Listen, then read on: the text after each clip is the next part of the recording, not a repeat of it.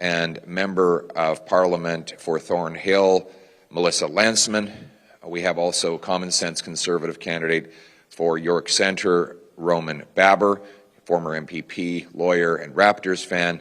Here we are gathered to present a common sense plan to protect the freedom and security of Canadians in these times. After 8 years of Justin Trudeau, Canada is a more dangerous place.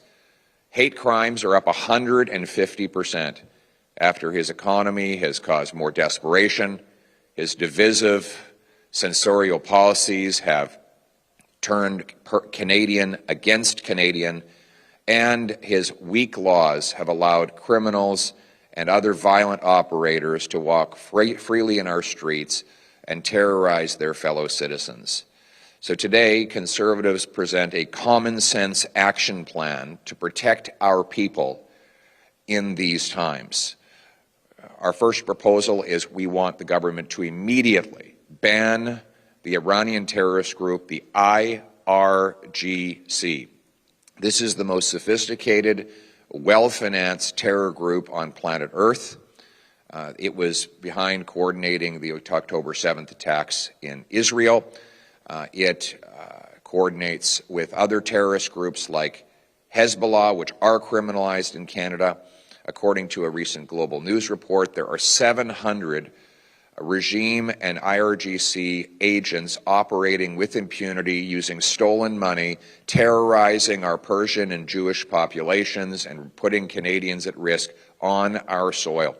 I will add, this terrorist group fired a missile at a civilian aircraft, killing over 100 Canadians. This was almost 4 years ago. Can you imagine what kind of prime minister would allow a terrorist group to fire a missile at killing our people, and 4 years later he lets them legally operate in our country with impunity? This is a disgrace, and it is time that Justin Trudeau stood up to defend our people against these IRGC murderers and terrorists by banning them today. And we should work to kick out every single regime, agent, or terrorist that is operating in this country, of which 700 have been identified. Second, we need to establish a foreign influence registry, something the government promised it would do back in June. We have multiple Beijing-controlled police stations harassing the Chinese population in Canada. We have, as I said, 700 Iranian regime agents harassing Persian and Jewish Canadians, and countless others may be operating as well. We want a foreign agent registry, which requires that the government, that anyone who works for a foreign dictatorship register, have their names publicized and exposed. Third, the United Kingdom has said that Canada is the likely spot for a terrorist attack. Now, Canada's government says that there's only a medium risk. Well, the Prime Minister said the other day that there has been a terrorist attack on our people. There was a terrorist attack there are multiple terrorist attacks against synagogues and schools in Montreal, according to the Prime Minister, while he says the risk level is only medium. We also have terrorist attacks that happened against innocent Muslims in Quebec City and in London, Ontario, and we've had churches burned down. We need to have a review of Canada's assessment of the risk of an attack in this country. Fourth, we need to remove red tape from the Security Infrastructure Program, which protects places of worship and other community centres from attacks. That means quickly approving funding to protect our people. There's one mosque I visited where their people were mowed down by a car, and now by a terrorist who came onto their property. They've been waiting 2 years to get protection for their place of worship, but the whole application is stuck in more red tape and bureaucracy. We want to streamline it so that all places of worship, synagogues, mosques, temples, gurdwaras, churches, can protect themselves against future attacks. And finally, we want to create a task force against anti-hate violence that would coordinate federal intelligence and law enforcement with local police.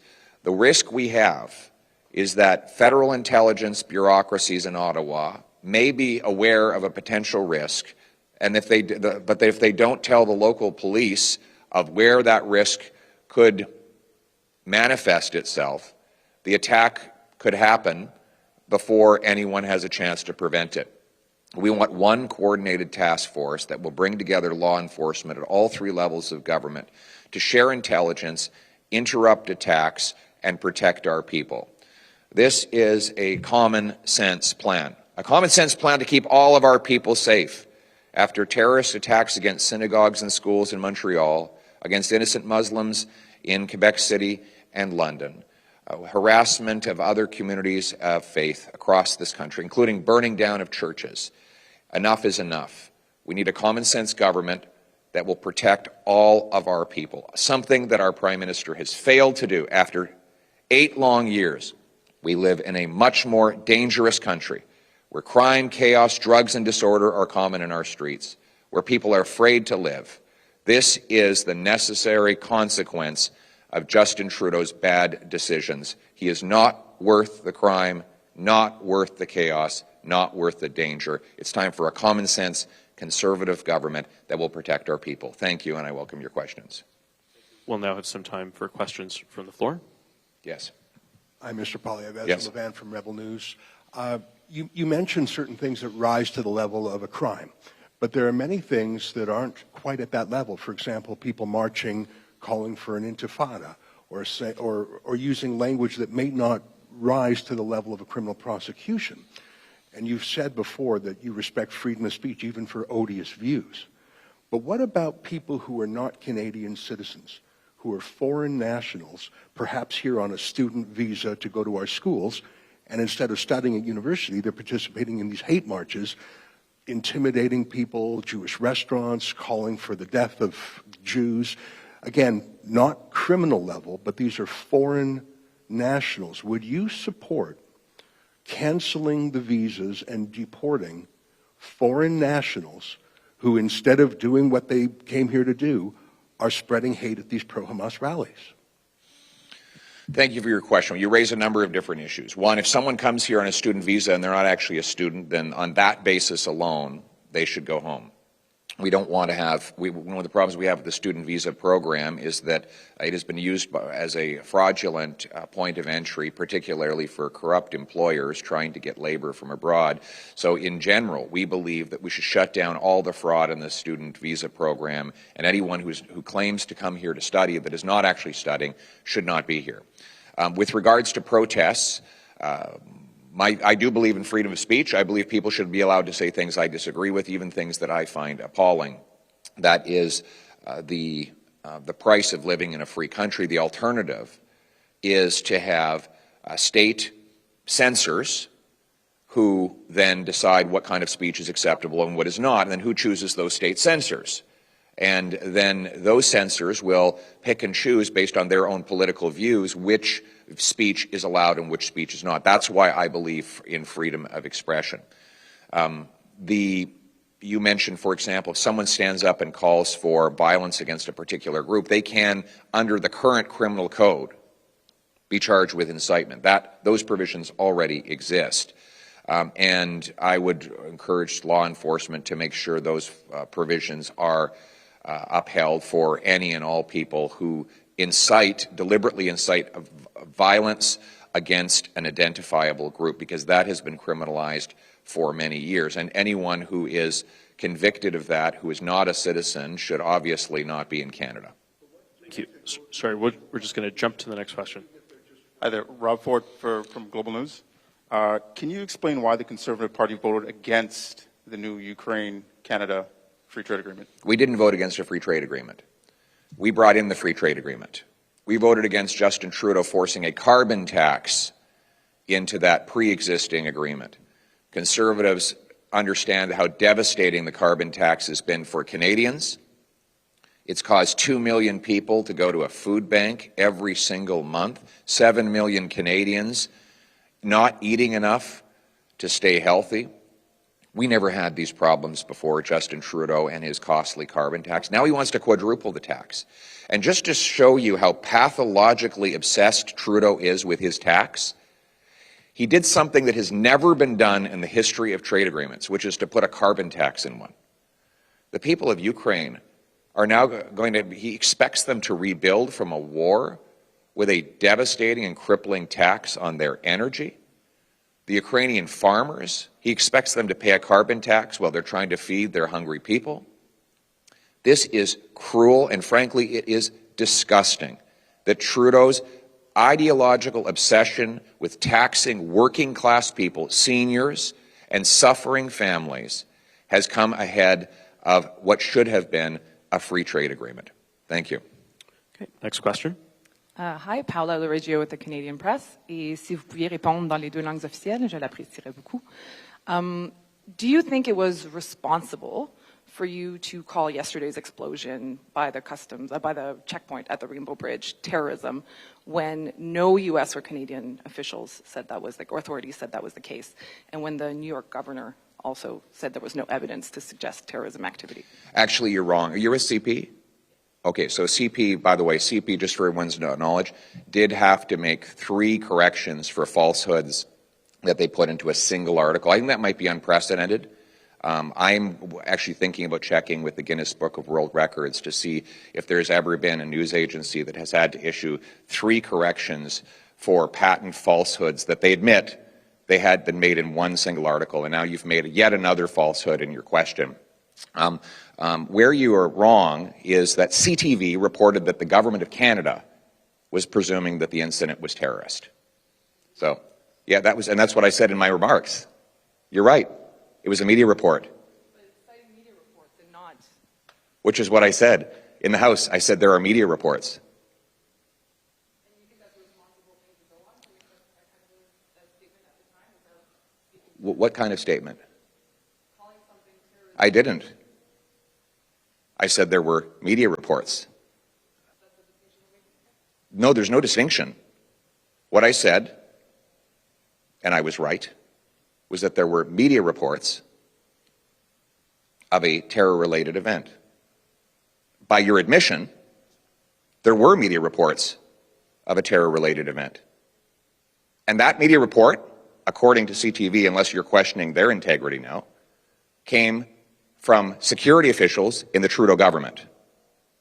So do you think the CTV was irresponsible in putting out that tweet?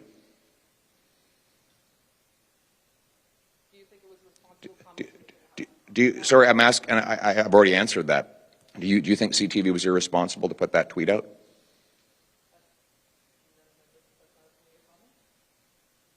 Well, you just did comment. Okay. So, I just hope you're not going to print something that you have to apologize for again. Okay. Oui, la presse canadienne a dû déjà à s'excuser pour des mauvaises informations, la désinformation qu'ils ont publiée par rapport à mon égard. Il y a quelques semaines, la presse canadienne a dû se corriger pour 3 faussetés dans un seul article. Ça pourrait être un raccord. J'ai jamais vu une situation où une seule entreprise médiatique, pour un seul article, avait besoin de se corriger 3 fois. C'est vraiment incroyable. Encore aujourd'hui, on a entendu des mauvaises informations venant de la presse canadienne. Moi, j'ai dit hier qu'il y a eu des reportages médiatiques qu'un incident qui était présumé d'être terroriste a eu lieu à notre frontière. C'était CTV qui a fait un tweet indiquant que c'était présumé d'être terroriste selon des officiers du gouvernement Trudeau. Donc, si la presse canadienne pense que c'était irresponsable, la presse canadienne devrait faire des plaintes par rapport à CTV. C'est ça mon commentaire. I should also add, I think CP does work for CTV. So this is very awkward now, where we have CP attacking someone that they do work for. CTV is a client of CP, and now we have CP attacking CTV's reporting. But this is a very awkward issue. I don't know if there's a way that the 2 news agencies can sort that out. Thank you. Okay. Next question. Lila Sarah, Canadian Jewish News. You spoke about the demonstrations. and freedom of speech, but we've seen multiple large demonstrations in Toronto and Montreal, certainly that are quite frightening for the community. Would you take any action against these large demonstrations? People have the right to demonstrate as long as they do so peacefully.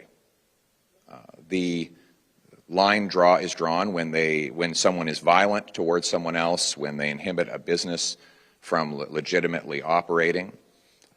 At the same time, I think we need to be, when we see things that we disagree with, I have the freedom of expression to condemn those things, and that's what I have done. When I have seen chants that I disagree with, I condemn those chants. When I see political messages that I disagree, I condemn them with my words. We live in a free country, and that means people are free to say things that I don't like, and I am free to condemn them for doing so. Yes. Next question. CBC, if you could, in English and French. Just going back to the carbon question. Yes. The deal refers to promoting carbon pricing, and it's something that Ukraine has already, or something Ukraine's already offered to do in their talks with the EU. So is that a fair thing for the government to ask of Ukraine? No. No. No, it's not.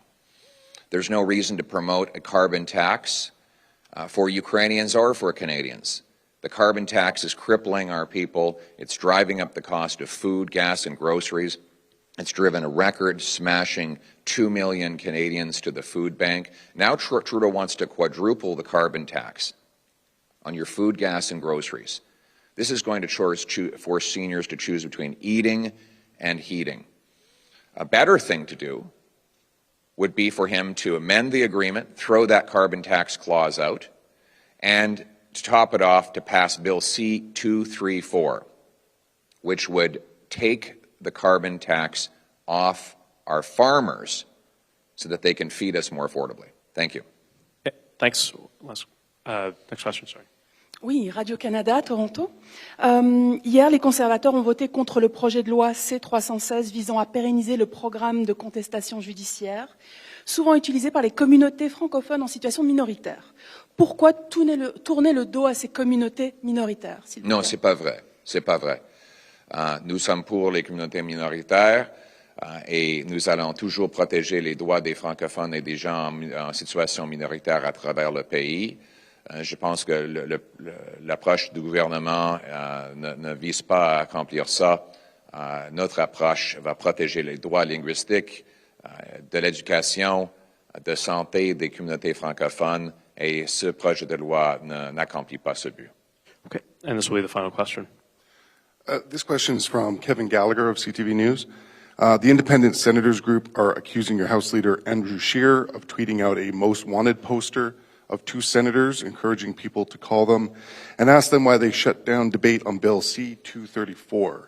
It resulted in a threatening phone call to one senator's office that resulted in police telling her to leave her home. Did this tactic go too far? The common sense conservatives are pushing Liberal senators to pass the Bill C-234 to take the carbon tax off our farmers who feed us. And our call is for people to let these senators know that there should be no more carbon tax on our farmers because we already can't afford the price of food. We encourage people to make those calls in a respectful, intelligent way. If someone has been threatened, then they should be, whoever uttered that threat should be held accountable. I receive threats all the time, as do members of my caucus. It's terrible when it happens. That does not change the fact that taxing our farmers makes food more expensive for everyone, and that's why senators should immediately pass common sense conservative bill C-234 to take the tax off and let our Canadian people eat affordable food. All right, thank you very much.